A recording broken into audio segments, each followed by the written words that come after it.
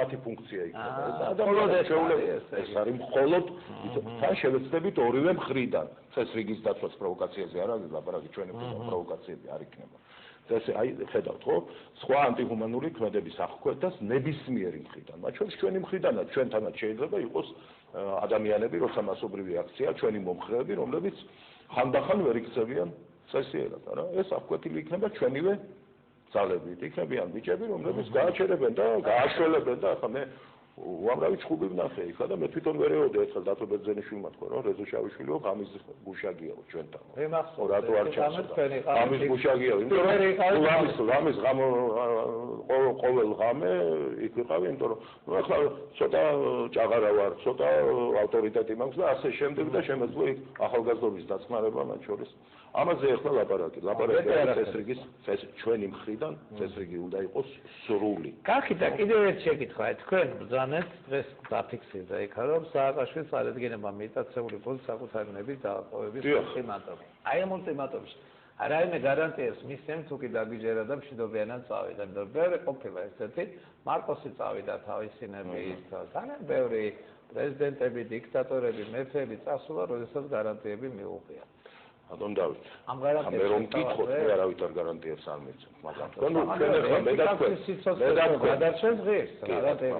მე და თქვენ ახლა მივედით ისეთ ისეთ მდგომარეობამდე, რომ აგერ გვიზის სააკაშვილი და მიმდინარეობს მოლაპარაკება მისი გადადგომის პირობების შესახებ. ზვანია ხო მივიდიან შევარნაძეს. მაგრამ მე მგონი ის მანამდე იყო შეთანხმება. შეიძლება წინაღამეს ამბობენ რომ მოდით ასე ვქნათ რა. მოდით დავჯდეთ და ხმამაღლა გამოვაცხადოთ რომ მიხეილ სააკაშვილი თანახმა მისი გადადგომის პირობებზე მოვილაპარაკოთ და მე ნუ გადამაწყვეტინებთ ამ საკითხს მაშინ ჩვენ ადვილად შევთანხმდებით ის ადამიანები ვისაც ვითხოვთ მის გადადგომას რა პირობებით უნდა დადგომოს შევეკანა ისტორიისათვის ასე დროს მედია დაასვარეთ მე მაინც დამახსარეთ რომ ვიცოდე როგორ ხდება ეს გარიგებ გადარიგებები. თუ გითხარ ამბობთ, პირად არ იყო შეთანხმებული. ეხლა რატო უნდა ვიგებდეთ 5 წლის თავს? მაშინაც ვამბობდი, მაგრამ მაშინ ეს საინტერესო თემა არის. მაშინ ძალიან რევოლუციური განწყობა. ამიტომ ამის ნახვა მაშინდელ კადრებშიც და პრესაშიც შესაძლებელია. ასე რომ ისტორიკოსები თუ გადაფურცლავენ, თქვა 100 წლის მერე აი ამ ფოლიანტებს ამ საინტერესო იქნება. ამ ფოლიანტების გადაშლა, იმიტომ რომ აქ აშკარად თქვენც როგორც ჩანს, ინფორმირებული ხართ, აქ იწერია თქვენ. ესე იგი ნების დატოვების ულტიმატუმი და ეს შემდეგ რა გიწერიათ? ულტიმატუმის შეუსრულებლობის შემთხვევაში ქვეყნის მასშტაბით დაიწყება მშვიდობიანი აქცია. ესე იგი შეუსრულებლობაზე ვიღაცამ ხომ უნდა გააჩაატაროს მონიტორინგი. ამ შემთხვევაშიც კი აუცილებელია რომ ეს გაჟღერდეს და მედია მაინც ჩააყენეს საქმის კურსში. საპატრიარქო იყოს გარანტორი, ან არ ვიცი, ან საკონსტიტუციო სასამართლოს მოსამართლეები. არა, ეს იდა რიგი თუ რასაც ბრძანებთ, მაგრამ ნუ იზამთ ახლა ჯერ დათვის ტყავის არ იყოს ცნობილი დათვის, რომელიც ყოველთვის მკვდარია, თითქოს, მაგრამ არავის არ მოუკლავს ჯერ და ნუ გავანაძე მე ვამბობ მივიდეთ იმ მდგომარეობას ერთმანეთს რომ ერთ კვირაში სქემა გასაგებია ამ სქემაზე ვლაპარაკობდით ჩვენ მაშინ როცა ვამბობდით რომ ჩვენ გვჭირდება უფრო დეტალური გეგმა და გარანტიები ჩვენი პარტნიორი ორგანიზაციებისგან აქ პირდაპირ თქვენ ხედავთ რომ ჩვენ ეს მიმართვა გაუგზავნეთ სრულიად ოფიციალურად არის გაგზავნილი ჩვენ იმ პოლიტიკური ორგანიზაციებისთვის ვისაც ჩვენ პარტნიორებად მოვიაზრებთ მართალი გითხრათ ხო ახლა ხედავთ რომ ზოგიერთ ის გვარი არ არის აქა და პარტიის დასახელება ვინც ახლა გამოიქცა ხელისუფლებიდან მას მერე რაც თავიდან მოიშორეს არა არ არიან ისინი აქედანაც ნუ ვინც თან ჩვენ ვამბობთ ვინც ამ გეგმას დაწესდება ან უკეთეს შემოგთავაზებთ ჩვენ არ ვიჩემებთ რომ ჩვენ ახლა პანაცეა მოუძებნეთ ამ ქვეყნის გასათავისუფლებლად პირდაპირ სიტყვასიტყვით წერია რომ ვინც დათანხმდება ან შემოგთავაზებს უკეთეს. ასე რომ ბუნებრივად იგულისხმება რომ ჩვენ კონსულტაციები პრაქტიკულად დაწყებული გვაქვს ჩვენ პარტნიორებთან.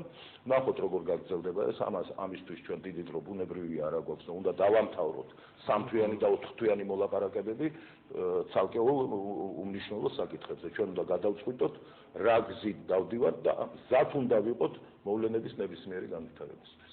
აქ სადღაც ორი წუთი და მე მაინც ფიქრობ, თუ კი ტაქტი არის და პოლიტიკური რაღაცა ეს არის ნაბიჯები, გადასადგამი, აქ თქვენ გიწერიათ, რომ განცხადება გადაექცენა და შემდეგ დააშენეთ.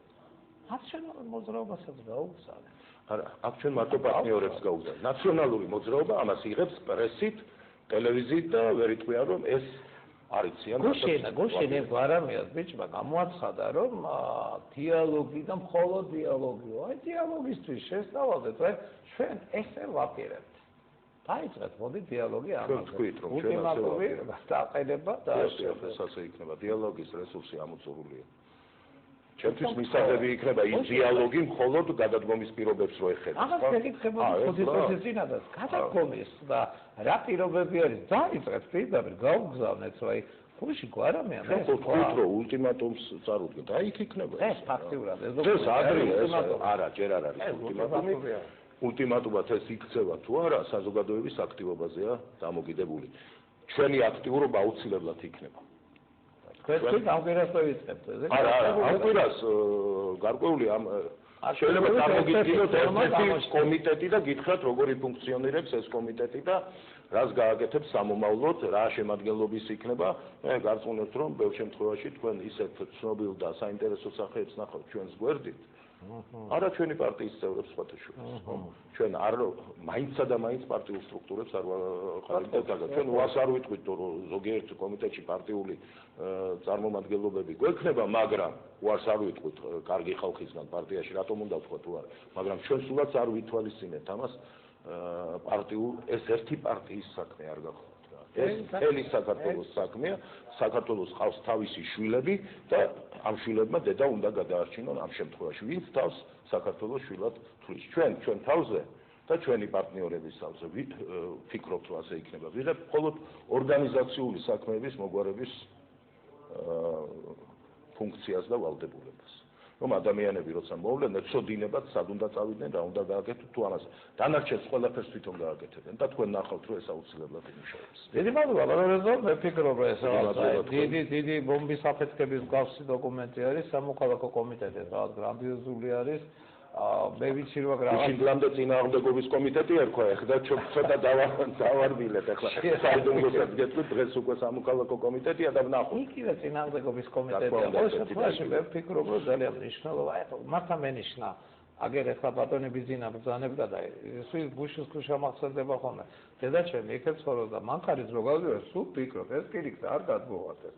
აფასაფრთხის შემცველია ძალიან ბევრი ორგანოს მუშაობა, ყოველგვარი საზოგადოებრივი კონტროლის მიღმა არიან დარჩენილები და რა ხდება იქ და როგორ ხდება და რა ბორბლები დადეს ეს კი და ვერც მაიცის და მათი გასაკონტროლებელია და მე არ ვიცი, რომ ყოველ შემთხვევაში წმინდა ჰუმანიტარული მიზნებითაც კი აუცილებელი არის რაღაც აი ამ დაგვარი საზოგადოებრივი კონტროლისა და ეს სრულიად კონსტიტუციურია, ბატონ დავითქვეთ ეს. კრიტერიაა, საზოგადოებრივია, ვალდებულია კონტროლების. ეს მექანიზმებია. უნებრივია რა თქმა უნდა.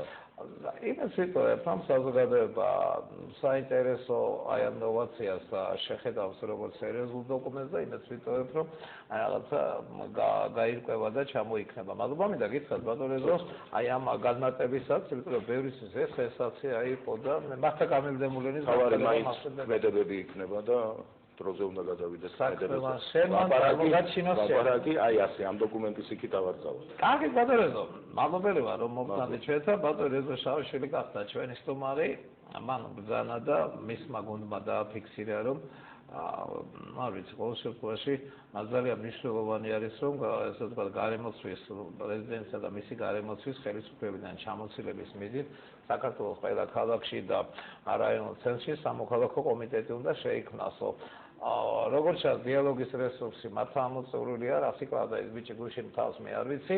იგივე მსგავსი რაღაც აი ამ დაგვარი თქვა ისეთმა ადამიანმაც კი როგორიც არის პაატა ზაქარიაშვილი დღეს ავიკითხე მისი სტატია, არავითარი დიალოგი ამ ადამიანებთანაა. როგორ ჩანს რაღაცა ამოიწურა. მე მგონი გუშინდელი ხმაწული ჩვენთან დიალოგს არ გულისხმობდა, გულისხმობდა საპარლამენტო ოპოზიციასთან დიალოგს. ასე მომეჩვენა ყოველთვის. იგივე საინტერესო ეს არის წერილი პაატა ზაქარიაშვილის, იგი გვეყოლება დღეს სტუმრად და ამავე დროს მინდა დაგიანონსოთ, აი პრეს ექსპრესი გამოვა პაატა ზაქარიაშვილის შემდგომ ჩვენ დავიწყეთ და მე მგონი საინტერესო პროექტი იქნება. უშაბათს გამოდის ძირითადი გაზეთების ნაკადი მაგალითად გასული კვირის ანალიზებია და ასე თქვა შეფასებები ძალიან საინტერესო და ამ შეფასებების ესე თქვა სატელევიზიო ვარიანტი ხილავ საათმახევრიანი გადაცემები იქნება ყოველ შაბათს საღამოს 10 საათზე ჩვენთან.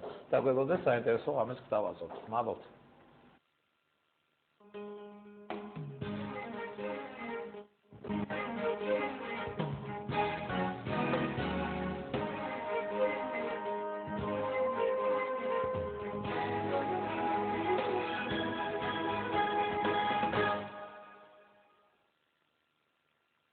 კიდევ ერთხელ მოგესალმებით ბატონებო და მინდა შემოგთავაზოთ საუბარი ბატონ პაატა ზაქარიაშვილთან. იშვიათი სტუმარი გახდით